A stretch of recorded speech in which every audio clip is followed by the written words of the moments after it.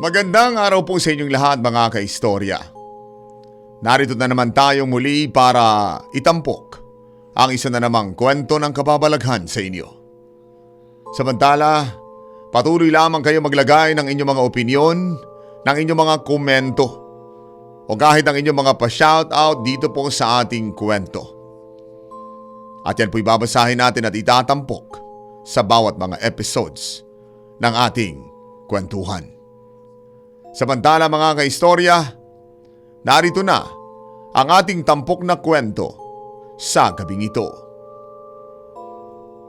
Matakot, kabahan sa mga kwentong nakakagimbal sa Kaistorya YouTube channel with daily post at 7 p.m.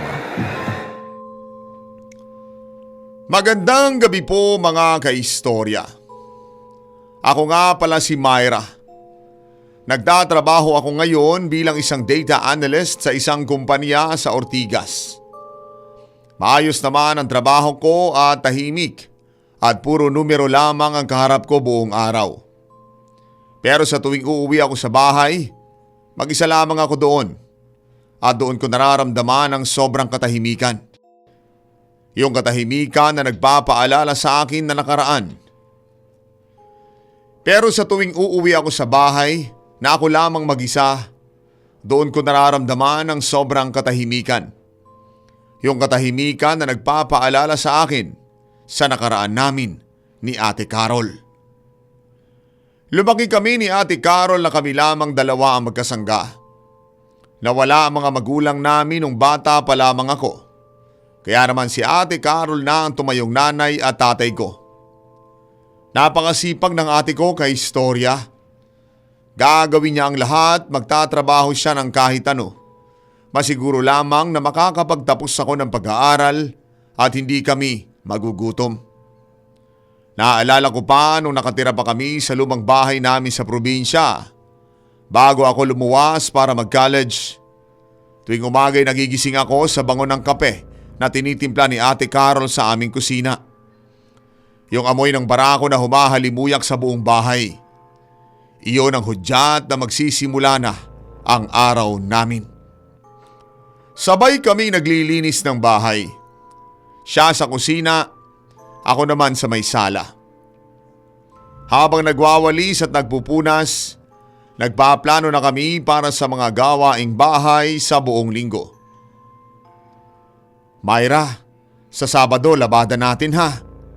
Tapos sa Linggo, mamamalengke tayo para may stocks tayo. Ang palagi niyang bilin.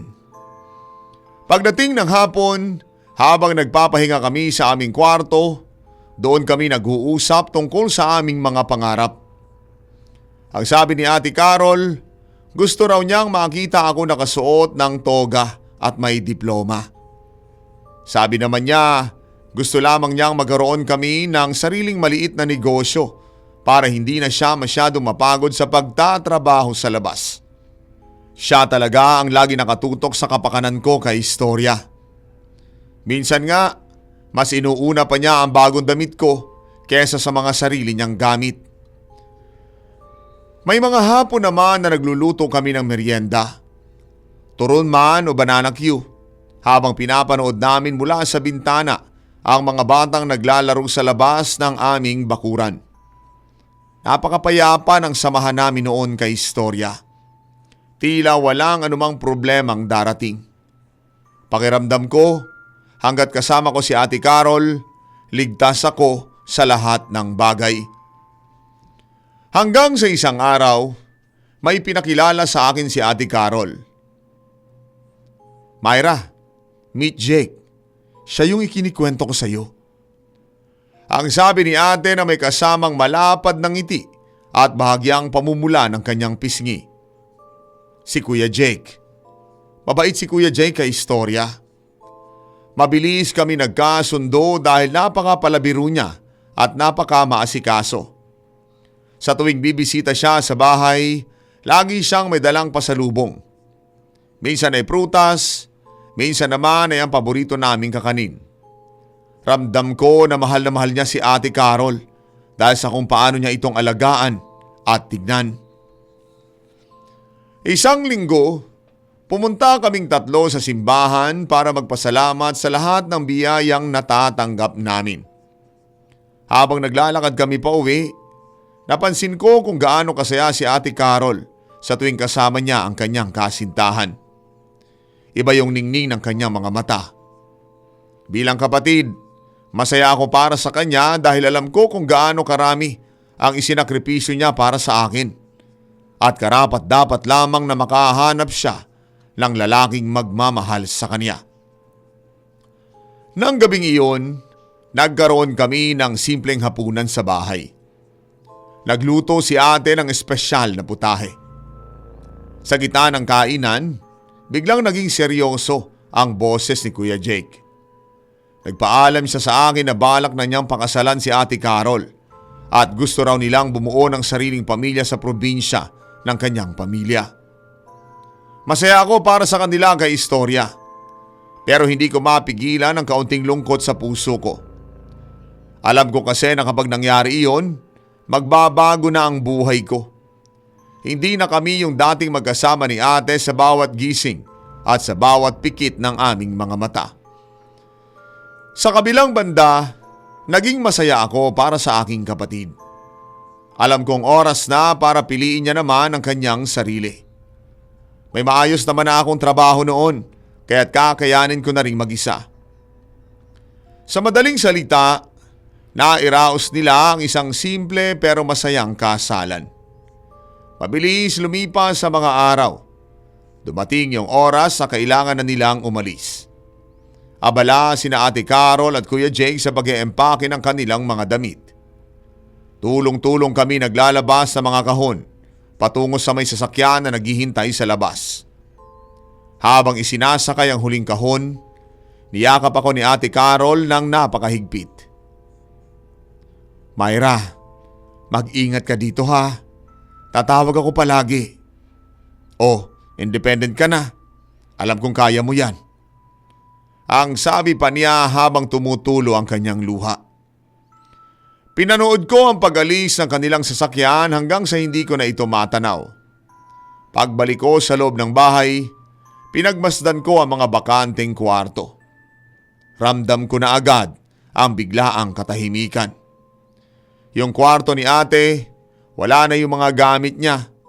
Wala na yung amoy ng kanyang pulbo. Alam ko naman na kailangan nilang bumuo ng sariling buhay sa malayong probinsya. Pero ang hirap lamang talagang masanay. Kinagabihan, tinawagan ko agad si Ate Carol para kumustahin ang biyahe nila at ang kanilang bagong tirahan. Ang sabi niya ay nakarating naman sila ng maayos. Napakatahimik dito, Myra. Masarap ang simoy ng hangin. Puro puno ang paligid. Ang kwento pa niya sa kabilang linya. Masaya akong maayos sila, kaya naman kahit papaano'y gumaan ang loob ko. Sinubukan ko mag-adjust sa buhay na mag-isa. Isang gabi, naghahanda ako ng sariling hapunan habang pinapanood ang balita sa telebisyon. Okay lang naman sa akin ang mamuhay mag-isa kay istorya. Marami akong natututunan sa pagiging independent, kung paano mag-budget at kung paano mag-ayos ng mga sirang gripo at kung paanong hindi matakot sa dilim. Nagiging mas masinop din ako sa bahay. Naglilinis ako ng mas mabilis dahil wala na akong ibang kailangang asikasuhin kung hindi ang sarili ko lamang. Bawat gamit nakalagay sa tamang lugar. Tila mas gumaan ang takbo ng araw ko dahil kontrolado ko ang lahat ng oras ko. Madalas din ako magbasa ng libro sa aming veranda habang ine-enjoy ang katahimikan ng paligid. Sinasabi ko sa aking sarili na handa na akong harapin ang anumang pagsubok na darating sa aking buhay kahit mag-isa na lamang ako.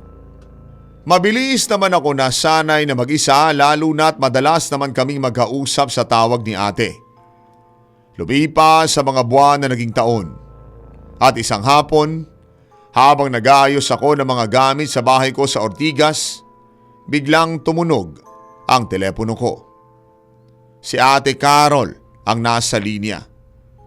Pagkasagot ko pa lamang ay rinig na rinig ko na ang sobrang saya sa kanyang boses sa kabilang linya. Ang sabi niya, "Myra, buntis ako. Magkakaroon ka na ng pamangkin." Kaistorya, halos mapatalon ako sa tuwa nang marinig ko iyon. Matagal na rin kasi nilang pinapangarap ni Kuya Jake na magka-baby. At sa wakas, dininig na rin ang mga dasal nila.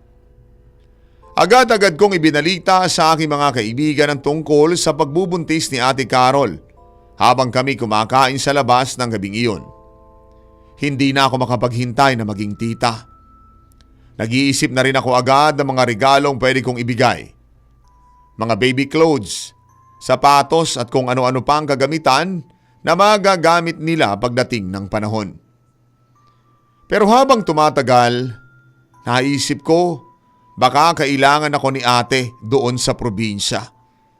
Alam ko kasing malayo ang kanilang lugar at baka mahirapan siya sa mga gawaing bahay habang lumalaki ang tiyan niya. Dahil sa sobrang excitement at pag-aalala, naisipan kong magbakasyon muna sa probinsya ni na Ate Carol para na rin maalagaan siya at matulungan sa kanyang pagbubuntis. Nag-file ako ng leave sa aking trabaho. Nag-empake ako ng mga damit at excited na ako makitang muli ang aking ate pagkatapos ng ilang taon na hindi kami nagkikita. Gusto kong makasiguro na komportable siya at maayos ang lagay niya. Sumakay ako sa bus patungo sa malayong probinsya ni na Kuya Jake habang madilim pa ang langit. Halos 10 oras ang biyahe kay Istorya. Pinagmamasdan ko lamang ang mga puno at malalawak na bukirin na nadadaanan namin habang lumalayo kami sa ingay ng syudad. Habang papalapit kami sa aking destinasyon, napapansin ko na pabawas ng pabawas sa mga kabahayan hanggang sa maging puro bundok at kagubatan na lamang ang nakikita ko sa labas ng bintana. Nakarating din ako sa terminal ng hapong iyon. At doon ay sinundo ako ni Kuya Jake gamit ang kanyang motor. Habang nakasakay ako sa kanyang likod, napansin ko na napakalayo pala talaga ng kanilang bahay mula sa sentro o mula sa kabihasnan.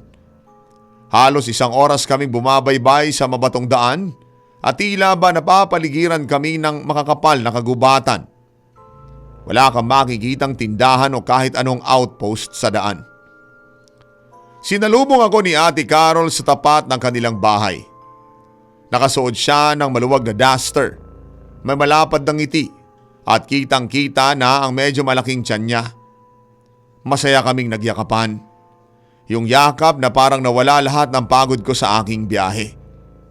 Ramdam ko ang init ng pagtanggap sa kanilang simpleng tahanan. Ang bahay nila ay gawa sa matitigas na kahoy at nipa. At may malawak na bakura na puno ng mga puno ng saging at kung ano-ano pang pananim. Kinabukasan, nagising ako sa malakas na tilaok ng mga manok. Pagkabukas ko ng bintana, sinalubong ako ng amoy ng basang lupa dahil sa hamog ng umaga. Napakatahimik ng paligid kay Istorya. Naglakad-lakad ako sa paligid ng baryo nila para makita ang lugar. At doon ko napansin na napakadalang pala talaga ng mga bahay dito. Ang bawat bahay ay malayo sa isa't isa. Yung tipong kailangan mo pang maglakad na malayo bago mo marating ang susunod na kapitbahay. Tila may kakaibang bigat sa bawat sulok ng kalsada na hindi ko maipaliwanag. Kapag sumasapit ang gabi, mas lalong nagiging kakaiba ang aking pakiramdam. Naririnig ko yung huni ng mga kuliglig at yung toko na tila nag-uusap sa gitna ng dilim. Pero ang nakapagtataka, napansin ko na maagang-maaga pa lamang, bandang 6:00 ng gabi, nakasara na agad ang mga bintana at pinto ng mga tao rito. Kahit mainit ay sinisigurado nilang nakatrangka ang lahat. Isang hapon, habang nagluluto kami ni Ate Carol ang hapunan sa kusina, biglang may kumatok sa pinto. Binuksan ito ni Kuya Jake at isang matandang babae ang bumungad sa amin. Pakilala niya ay si Aling Tereng. Ang sabi niya, siya ang kanilang pinakamalapit na kapitbahay sa kabilang burol. Mukha namang ordinaryong matanda si Aling Tereng. Nakabalot ng panyo ang ulo at medyo kuba na ang paglalakad nito. Pero may isang pagkakataon kay istorya na nakita ko si Aling Tereng na naglalakad sa gilid ng kagubatan habang may dalang bag na puno ng mga ugat kahoy at mga dahon. Dumaan siya sa tapat ng bahay namin at nung mapansin niya kami ni ate sa veranda, tumigil siya. Ang kanyang mga mata ay tila nakatitig ng napakatagal sa tiyan ni Ate Carol. Hindi siya ngumingiti, basta't nakatingin lamang siya doon habang dahan-dahang naglalakad palayo. Nagkaroon ako ng kakaibang kaba, pero binaliwala ko muna ito. Nagkwento rin si Kuya Jake na mabait naman daw talaga si Aling Tereng. Madalas daw ito magbigay ng kung ano-anong kagamitan para sa bahay o kaya naman ay mga prutas. Pero hindi ko talaga maipaliwanag kay istorya kung bakit kinikilabutan ako sa tuwing napapakinggan ko ang boses ng matanda. Para bang may halong garalgal na hindi ko maintindihan. Isang gabi, dumating si Aling Tereng sa bahay dala ang isang mangkok ng ulam. Mukha itong nilagang karne na may kakaibang mga sangkap at dahon-dahon. Ang sabi niya, "Heto niluto ko to para kay Carol. Mainam to para lumakas ang katawan niya at maging matibay ang bata sa loob ng kanyang tiyan." Dahil sa pagiging magalang, tinanggap ni ate ang ulam.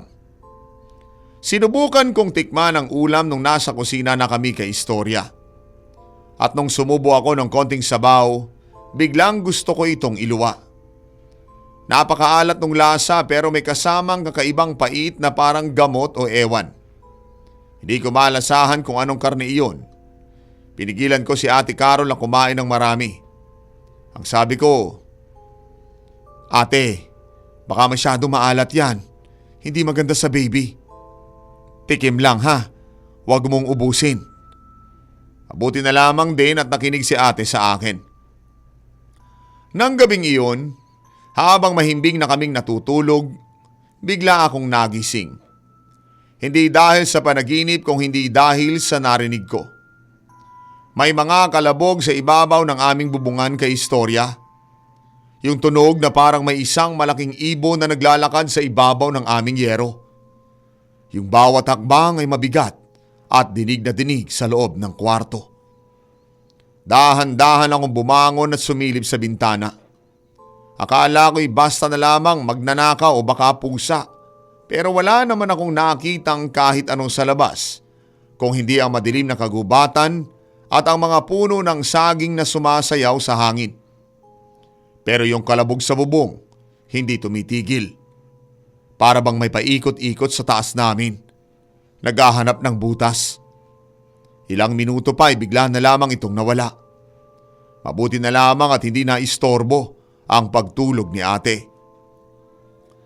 Isang hapon habang naglalakad ako sa gilid ng bakuran para kumuha ng ilang piraso ng panggatong, napalingon ako sa direksyon ng kabilang burol. Doon sa pwesto ni Aling Tereng. Sa gitna ng daan, may isang malaking puno ng balete na nakatayo. Nakita ko si Aling Tereng doon kay istorya. Nakatayo lamang siya sa ilalim ng mga nakalaylay na ugat ng puno habang nakatingala sa langit. Pero ang nakapagtataka, tirik na tirik ang araw pero parang hindi siya naiinitan. Napansin ko ang balat niya kay istorya. Sa malapitan ay tila nagiging tuyot na ito na parang balat ng kahoy. At ang kanyang mga kuko ay napakahaba na at kulay itim na. Na tila ba hindi nagupit ng napakatagal na panahon. Nung mapansin niyang nakatingin ako ay dahan-dahan siyang lumingon sa akin at ngumiti ng tipid. Pero yung mga mata niya hindi gumagalaw. Kinabukasan naman, habang naguhugas ako ng mga pinggan sa kusina, may nangyari talagang nagpatayo ng aking balahibo. Nakaharap ako sa bintana na may salamin. Habang nagpupunas ako ng baso, Nakita ko ang refleksyon ni Aling Tering sa may salamin ng bintana. Kaistorya, napaatras ako at muntik ko nang mabitawan ang pinggan. Sigurado ako na wala siya sa loob ng bahay at wala ring tao sa likuran ko ng oras na iyon. Pero sa aking refleksyon, nakatayo siya sa likod ko. At ang mas malala, ang mukha niya sa salamin ay hindi tao. Tila nagbabago ito at nagkakaroon ng mga makakapal na balahibo sa kanyang pisngi at kanyang panga. Pero nang lumingon ako sa likod ko, wala namang kahit na sino doon. Puti lamang ang pader at walang tao. Para akong pinaglalaruan ng aking mga mata noon. Noong gabing iyon, hindi na ako mapakali. Habang nagpapahinga ako sa may sala, narinig ko ang isang mahabang huni sa may labas. Tik-tik, tik-tik, tik-tik. Napakabilis at napakatining ng tunog nito. Mabilis akong pumunta sa kwarto ni na Ate Carol at Kuya Jake para i-check kung maayos ba sila. Pagpasok ko'y nakita ko mahimbing silang natutulog. Pero laking gulat ko dahil bukas ang isang bahagi ng kanilang bintana. Sigurado ako na isinara ni Kuya Jake iyon bago sila nahimbing. Agad ko itong isinara at tiningnan ang labas, pero puro dilim lamang ang nakita ko. Madaling araw naman nung magising kaming lahat ng dahil sa ungol ni Ate Carol. Sumasakit daw ang kanyang tiyan at tila hindi siya makatayo na maayos dahil sa tindi ng paghilab nito. Namumutla siya at pawis na pawis. Mabilis na tumawag si Kuya Jake ng isang matandang hilot mula sa ibaba ng baryo para tingnan ang kanyang kalagayan. Pagdating ng hilot, hinilot niya ang tiyan ni ate at pagkatapos ay tumingin sa amin ng seryoso. Ang sabi ng hilot, kailangan mag-ingat ni Ate Carol dahil tila may nakaamoy na sa kanyang pagbubuntis. Hindi na nagpaliwanag ang matanda pero nag-iwan siya ng mga bawang at buntot pagi. Inutusan kaming ilagay ang mga ito sa bawat bintana at pintuan ng bahay para daw sa proteksyon. Habang nag-aayos kami ng mga bawang, biglang dumating muli si Aling Tering. May dala na naman siyang mangkok at sa pagkakataong ito, dinuguan ang laman. Pero kay istorya, napakaitim ng kulay ng dinuguan. Parang langis sa sobrang itim. Nakiusap pa siya kay Kuya Jake na ipakain daw iyon kay Ate Carol. Oh, heto. Kainin niya to para mawala ang sakit ng kanyang tiyan. Mainam itong pampalakas. Ang sabi pa niya habang pilit na sumisilip sa loob ng bahay. Dahil duda na talaga ako, kinuha ko ang mangkok at sinabi kong ako na lamang ang magpapakain kay ate. Pero nang nakatalikod na sila, lumabas ako sa likod ng bahay at itinapon ko ng palihim ang ulam doon sa may hukay. Alam mo ba kay istorya, yung mga aso namin na dati matatakaw, nang maamoy nila ang itinapon kong pagkain, ni ayaw nilang lumapit. Tila natatakot pa sila dahan-dahang umaatras habang nakayuko ang mga buntot. Doon ko napatunayan na may mali talaga sa pagkaing dala nung matanda. Pinagmamasdan kong mabuti si Aling Tering habang kausap niya si Kuya Jake sa labas ng bakuran. Napansin ko ang isang bagay na hindi ko nakita noon. Hindi siya tumatapak sa mga anino ng puno at hindi rin tumititig ng matagal sa mata ng kausap niya. Dahil sa takot, nagsimula ako magtanong-tanong at magbasa-basa tungkol sa mga kwento sa probinsyang iyon. Lahat ng senyales, ang huni ng tiktik, ang ayaw sa asin, ang pagbabago ng itsura sa may salamin. Lahat iyon ay tumutugma kay Aling Tering. Natatakot ako para kay Ate Carol, pero hindi ko alam kung paano itong sasabihin kay Kuya Jake nang hindi siya magagalit o tatawa. Isang gabi bandang 12:00, nagising kaming lahat sa isang napakalakas na sigaw ni Ate Carol mula sa kanilang kwarto. Tumakbo kami ni Kuya Jake at nakita namin si ate na namimilipit sa sakit sa gitna ng kanyang higaan. Laking gulat namin na makitang may mga bakas na ng dugo sa kanyang higaan. "Jake, ang sakit! Tulungan niyo ako!" Ang sigaw niya habang nakahawak sa kanyang tiyan. Wala nang isip-isip. Mabilis siyang binuhat ni Kuya Jake at isinakay sa motor para dalhin sa pinakamalapit na health center. Pero kay istorya, napakalayo ng center. Halos 1 oras na biyahe sa mabatong daan. At habang nasa biyahe kami ay nakayakap ako sa likod para suportahan si ate at panay ang dasal ko. Sinasabi ko sa aking sarili na sana mailigtas si baby sa loob ng kanyang tiyan at sana'y makarating kami sa tamang oras. Pagdating sa ospital ng bayan, sinabi ng doktor na kailangan ma-confine si Ate Carol dahil sa banta ng pagkakalaglag ng bata. Kailangan daw niyang magpahinga ng husto at maobserbahan. Nanatili kami doon ni Kuya Jake. Walang tulugan. Binabantayan ang bawat paghinga ni Ate Carol. Pero heto ang weird kay istorya. Nung madaling araw na, habang nakaupo ako sa tapat ng kwarto ni ate, laking gulat ko nang makita ko si Aling Tereng sa loob ng koridor ng ospital. Paano siyang nakarating doon? Napakalayo ng baryo namin at wala namang sasakyan ng oras na umalis kami.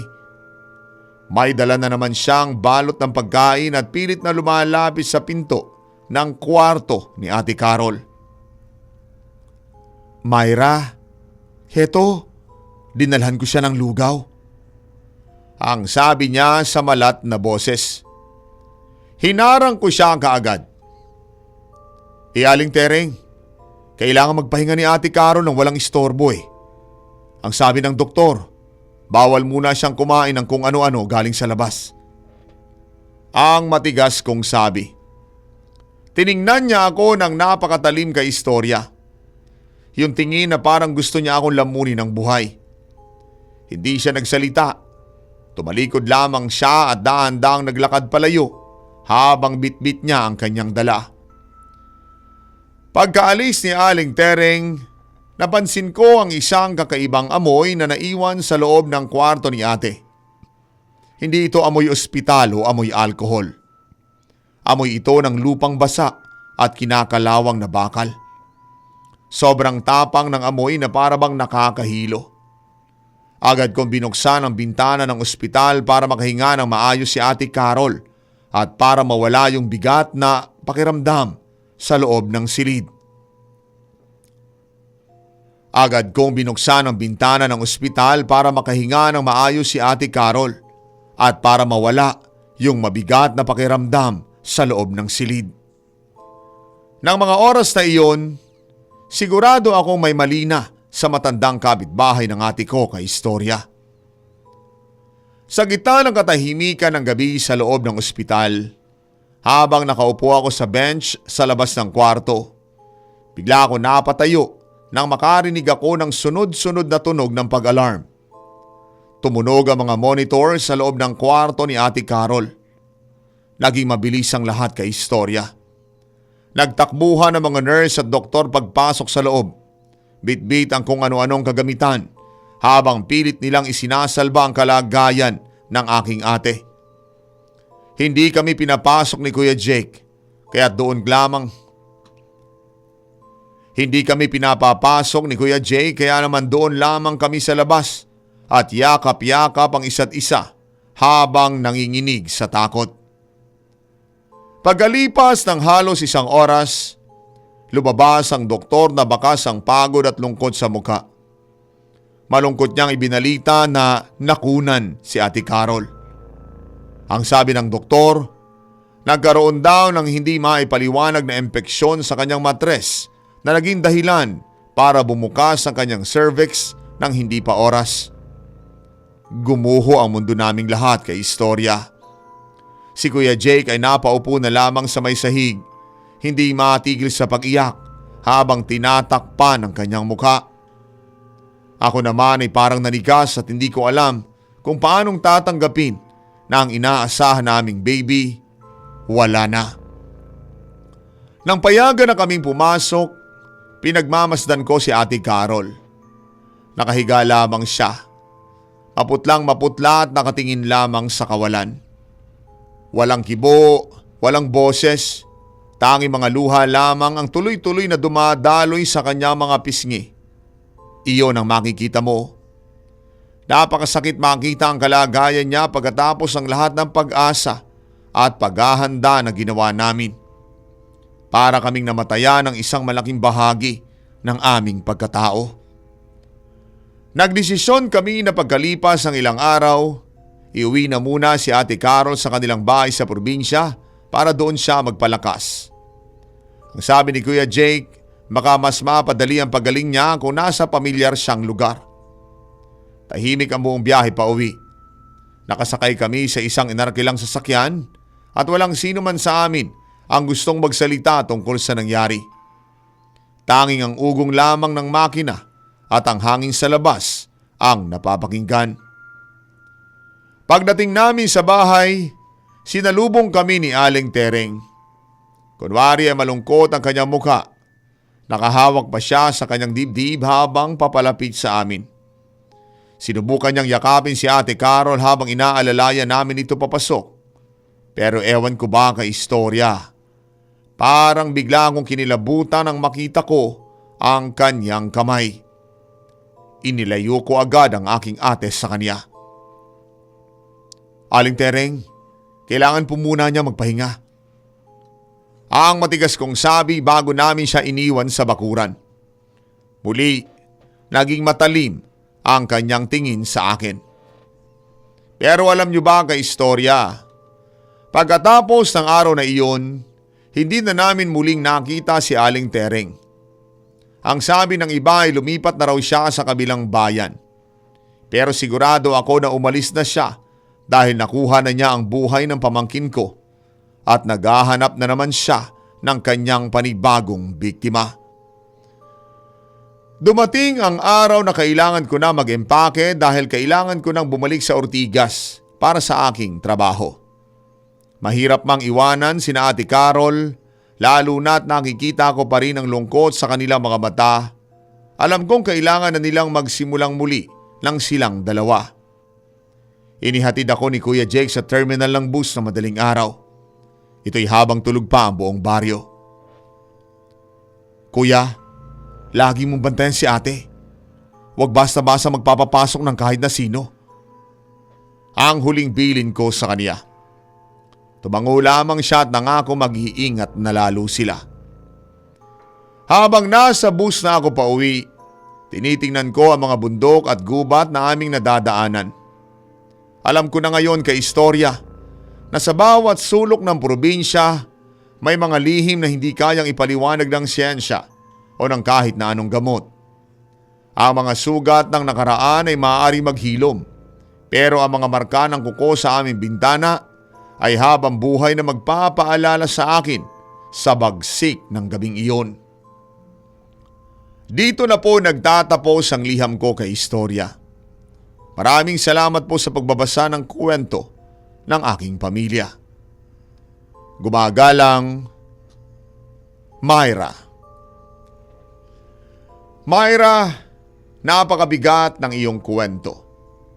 Ang mawala ng isang mahal sa buhay, lalo na ang isang hindi pa naisisilang na sanggol, isang sugat na napakahirap maghilom. Ang naging karanasan ninyo kay Aling Tereng ay isang babala na sa ating pagtira sa mga malalayong lugar, kailangan nating maging mapagmatyag at huwag agad-agad na magtitiwala. Lalo na sa mga bagay na tila masyadong maganda para maging totoo. Minsan, ang kabutihan ng ibang tao may nakatagong maitim na agenda. Ang pagiging independent at matapang mo ang nagligtas sa inyo para hindi mas lalong lumala ang inyong naranasang sitwasyon. Ang panalangin at pagkakaisa ng iyong pamilya ang naging pinakamalakas ninyong armas laban sa kadiliman. Ipagpatuloy mo lang ang pagsuporta kay Ate Carol kahit malayo ka na. Ang presensya mo at ang pag-uusap ninyo, malaking tulong iyon sa kanyang mental at emosyonal na pagaling. At huwag ninyo nang balikan ang dinalang takot ni Aling Tereng. Isara nyo na ang kabanatang iyon ng inyong buhay at magsimulang muli ng may panibago at bagong pag-asa.